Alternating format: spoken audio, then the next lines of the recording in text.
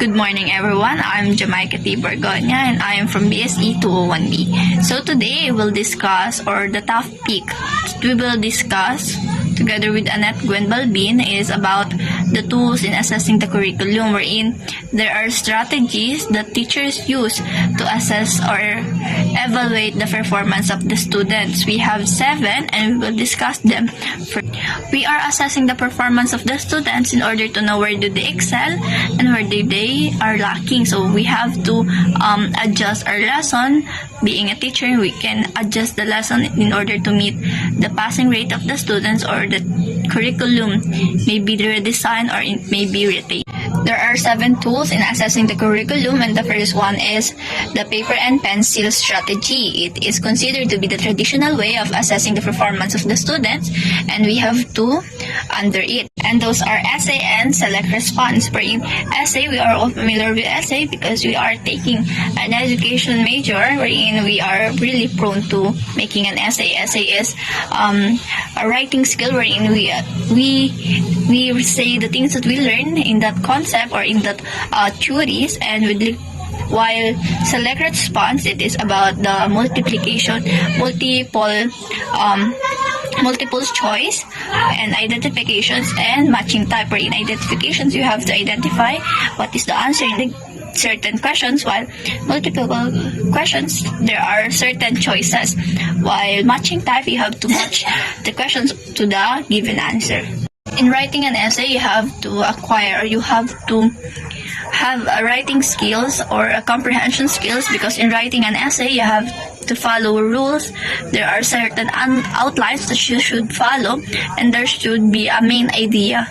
We are giving the students a quiz or any type of exam in order to discern or in order to know that they learn something from the lesson. In that way, we can develop or we can adjust the lesson, or we can teach again the lesson to the students, because in that way, we will know if there is something wrong or there is something that they need to understand again. The second tool in assessing the curriculum is the performance base, wherein the students must demonstrate, produce, or create an output. Like for example, during groupings, wherein the students may sing, dance, create a poem, or may act in order to show that they learn something out of the topic. That activity shows that we are different. There are different types of students. That's why we are giving the students a various way to show the things that they learn, in a way of singing, dancing, creating a poem, because naturally human are diverse, and even the learners are. The third tool in assessing the curriculum is the strategy or the reflective strategy, wherein from the word reflective, the students is having a reflection toward the lessons. They're able to apply it in real life situations or any situations that they may encounter, that they can apply it. How would you know that the students really learn from the lesson? If they really discern something out of it, it is when the students can apply the topic or the theories in real life situations. They don't just memorize it, but they can able to apply it. The fourth one is behavioral strategy. It refers to the behavior of the students, which teacher used to assess while working or making a task inside the classroom. We can usually see this assessing tool in kindergarten, wherein the teacher is analyzing or observing her students' behavior before giving a task. This setup also can change or develop the student's behavior. For example, is that a 5-year-old kindergarten student didn't want to participate in class every time they are having recitation.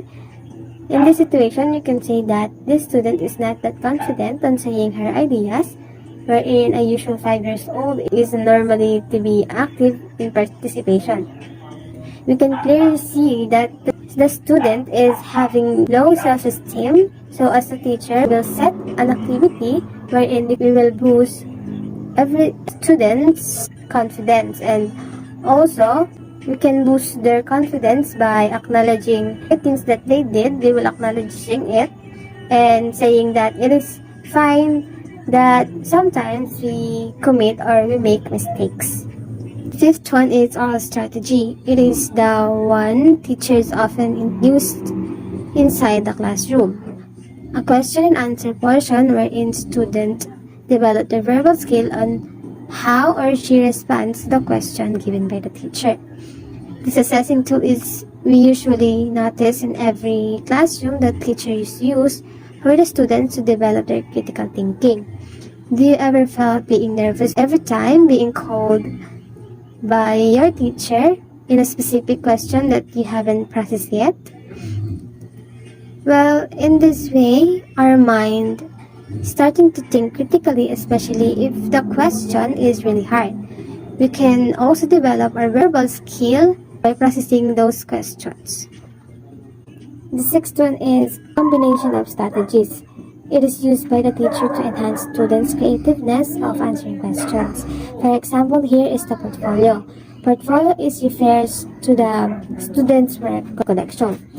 It is purposely collection of students' work that is selective, reflective, and collaborative. It demonstrates the students' range of achievement, knowledge, and skills over the time. Do you remember when you are in high school, wherein every grading, you are compiling those school activities and tasks that you've done over the grading? It may also serve us as a reviewer on what you've done in past lessons. Our teacher gives us plus points if our designs are creative or how creative we compile it. The seventh and the last one is personal communication strategy. Conference is a formal and informal meeting between and among teachers, students, and the parent interview. For example is the PTA meeting wherein the parents consulting the teachers about their child's performance and attitude in the classroom. It is giving and exchanging information between those persons in the conference. While the interview is a form of conversation among or between the teachers, parents, and the students, evaluation and curriculum design. It is a form of conversation which all parties increase their knowledge and understanding. It is focused on increase where the purpose of the meeting is based off investigation. For example, is one of those students is not that participative or a shy kind of student, and as a teacher, you are concerned about her performance because it is reflecting on his grades. You will ask his parents to have a short Q&A meeting about their child for you to have a conclusion and solution on how to enhance your student's performance. You will also ask his parents about this before making a move. Both of you will plan on how to make him better in performance, and also you should consult to the student first before both of you making a decision. And that's all. Thank you for listening and hope you understand and learn something about our presentation.